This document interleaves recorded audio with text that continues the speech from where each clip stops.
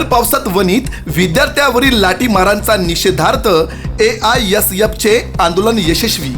दिल्लीतील जंतर मंतर येथे शांततापूर्ण आंदोलन करणाऱ्या विद्यार्थ्यावर झालेल्या कथित पोलिसांचा लाठीचार्जच्या निषेधार्थ All India Student Federation Wani शाखेच्या वतीने बुधवारी 22 जुलै रोजी छत्रपती शिवाजी महाराज चौक येथे भर पावसात निषेध आंदोलन करण्यात आले।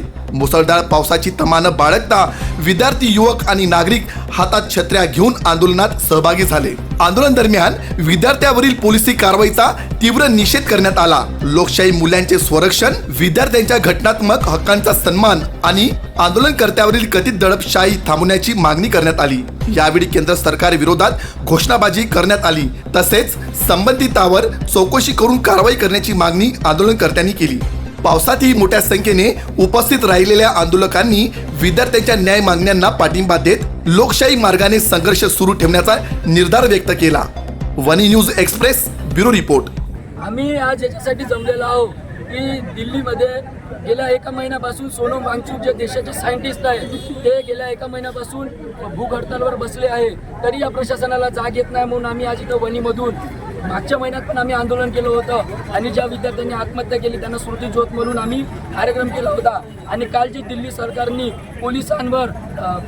दिल्ली पोलिसांनी विद्यार्थ्यांवर जो लाठीचार्ज केला आहे त्याच्यामध्ये बरेचसे लोकांचे, काहीचे डोकं फुटले आहे, काहीच्या हाताला पायाला जखमी झाले आहे। त्याचा निषेध म्हणून आम्ही दिल्ली पोलिसांचा निषेध करतो आणि धर्मेंद्र प्रधान यांनी राजीनामा दिला पाहिजे याच्यासाठी आम्ही इथं आलेलो आहोत। आणि नरेंद्र मोदीला एक आव्हान आहे की तुम्ही किती पोलीस बळ वापरा, तुम्ही किती काही करा, आम्ही धर्मेंद्र प्रधानचा राजीनामा घेतल्याशिवाय मागे हटणार नाही। इन्कलाब जिंदाबाद। महसूल मंत्री बावनकुळेंनी जो आरोप केलेला आहे आंदोलनकर्त्यावर की यांनी ट्रक भरून गोटे आणलेले आहेत, त्या आरोपाकडे तुम्ही कसे बघता? पोलिसांनी चेकिंग केली होती, प्रत्येक विद्यार्थ्यांची चेकिंग करून। आमचे AISFचे कार्यकर्ते विराज देवांग, वैभव चौकर हे मागच्या महिन्यापासून तिथं आहे। त्यांना टेंट नव्हते नेऊ देत, तिथं पाणी होतं तर त्यांना प्लॅस्टिक नव्हतं नेऊ देत, छत्री नेऊ देत। इतक्या सगळ्या चेकिंगमध्ये सुद्धा विद्यार्थी कुठून येणार आहे? तुम्ही पण व्हिडिओ बघितले आहे, त्यामध्ये पोलिसांनी स्वतः लाठीचार्ज केला आहे।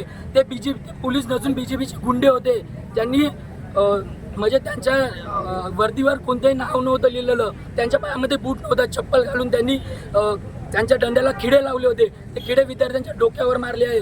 ते पोलीस नव्हते, ते BJPचे गुंडे होते आणि ते नरेंद्र मोदी यांनी पाठवलेले गुंडे होते। 20 दिवस जे शांतीपूर्ण चालत असलेले आंदोलन चिघळण्याचं कारण काय?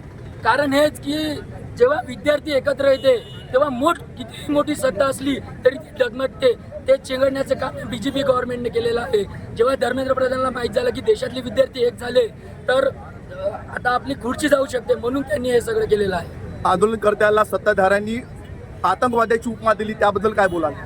जो आतंकवादी या देशात कोणीच नाही, आतंकवादी होते तर त्यांनी जे सांगतात की आम्ही आतंकवाद खतम केला आहे, खतम केला आहे, ते काही नाही केलं आहे। जे या BJP गव्हर्नमेंटला विरोध करेल त्या सगळ्यांनी आतंकवादी, अँटी नक्षल म्हटलेलं आहे। जर आम्ही आतंकवादी असतो तर आज आमच्या हातात पण बंदूक असतं, आमच्या हातात पण बंदूक असतं। आम्ही आमचा AISFचा पोस्टर घेऊन, AISFचा झेंडा घेऊन रस्त्यावरची लढाई लढत आहोत। आम्ही कुठल्याही प्रकारचा हिंसा केला नाही। प्रत्येक प्रोटेस्ट आमचा पीसफुल झालेला आहे। गेल्या 2 महिन्यापासून एक महिन्यापासून आम्ही प्रोटेस्ट करत आहोत। आमच्याकडून कुठलीही हिंसा झालेली नाही आहे। आपल्या आंदोलनाच्या माध्यमातून काय मागणी धरली आहे, आपण काय वाटते? मागणी हीच आहे की धर्मेंद्र प्रधान यांनी राजीनामा दिला पाहिजे, NDA रद्द केला पाहिजे। NEP सारखी जी मॉडर्न मनुस्मृती या देशावर लादली आहे ते रद्द झाली पाहिजे आणि धर्मेंद्र प्रधान यांनी राजीनामा दिला पाहिजे। त्याच्यासोबतच धर्मेंद्र प्रधानला पाठीशी घालणारा नरेंद्र मोदी यांनी सुद्धा राजीनामा दिला पाहिजे। ही आमची मागणी आहे ऑल इंडिया स्टुडंट फेडरेशनच्या वतीने।